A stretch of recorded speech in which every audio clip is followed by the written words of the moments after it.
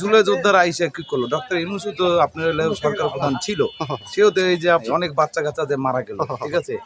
তারপরে এই সরকার আইসা মনে হাজার হাজার কোটি টাকা, তাহলে আমাদের কিসের ওই গোলামের আজাদি? তাহলে গোলামি তো থাকে।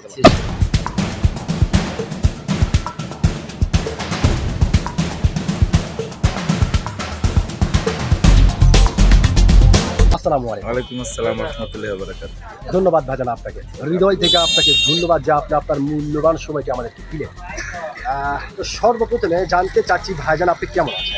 আলহামদুলিল্লাহ আমি ভালো আছি। আলহামদুলিল্লাহ, যে আল্লাহ পাক আপনাকে ভালো রেখেছে। ভাইজান, আপনার নামটা জানতে পারি?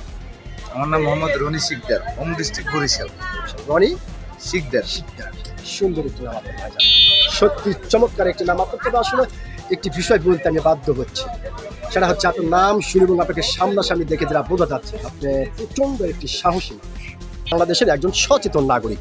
ওই একজন সাহসী মানুষ, সেই ক্ষেত্রে এই বিষয়টি আপনার কাছ থেকে জানতে চাচ্ছি যে জুলাই যোদ্ধা সংসদ থেকে রাজপথ তারা বারবার করে একটি হুঁশিয়ারি দিচ্ছে। তারা বলছে কাঙ্ক্ষিত সময়ের ভিতরে যদি সংবিধান সংশোধন না করা হয় ও জুলাই সনদ বাস্তবায়ন না করা হয়, তাহলে দেশের জনগণকে সঙ্গে করে নিয়ে একটি আন্দোলন গড়ে তুলবে এবং সেই আন্দোলনে হয়তোবা সরকারও পতন হয়ে যেতে পারে। তো ভাইজান, তাদের এই বিষয়টিকে আপনি কিভাবে দেখছেন?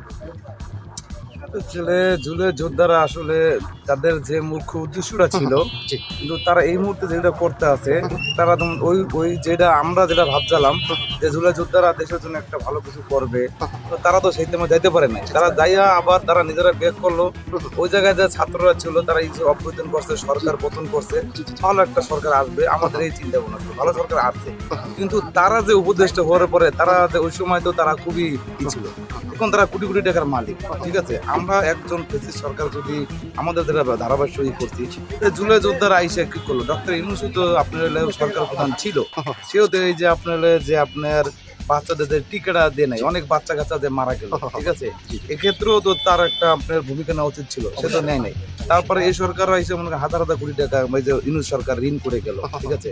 তাহলে তো আরো যে উন্নত হবে দেশের, তো উন্নত তো দেখতে আসি না, ঠিক আছে। তার সে যে কি উন্নত করেছে, কিছু কিছু মানুষ বলছে যে ডক্টর ইউনূস যদি আপনার সরকার প্রধান হয় তাহলে দেশের সিঙ্গাপুর বানাই দিয়ে যাবে, এতটা উন্নতি করবে। কিন্তু সে কই উন্নতি করে গেল? বরং তো আমার বিবেকে যেটা দেখতেছি, দেশে আরো ধ্বংস করে গেছে সে।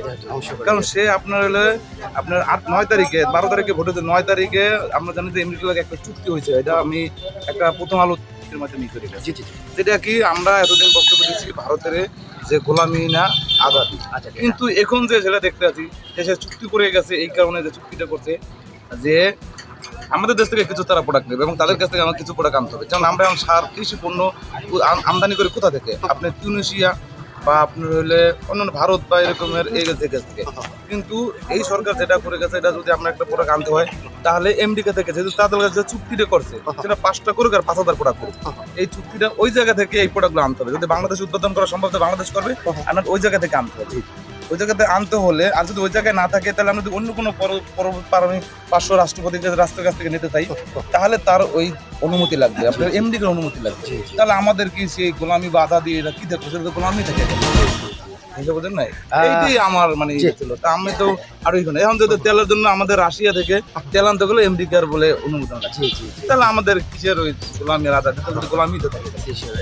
এটাই মানে ধন্যবাদ ভাইজান আপনাকে, সত্যি আপনি একজন সাহসী মানুষ। আপনি কিন্তু আপনার সাহসিকতার পরিচয় দিয়েছেন। আপনি গুরুত্বপূর্ণভাবে বেশ কয়েকটি আলোচনা করেছেন। আমি আশা করবো আপনার এই গুরুত্বপূর্ণ কথাটি বাংলাদেশের সমস্ত সচেতন নাগরিকদের হৃদয় জায়গা করে অসংখ্য ধন্যবাদ।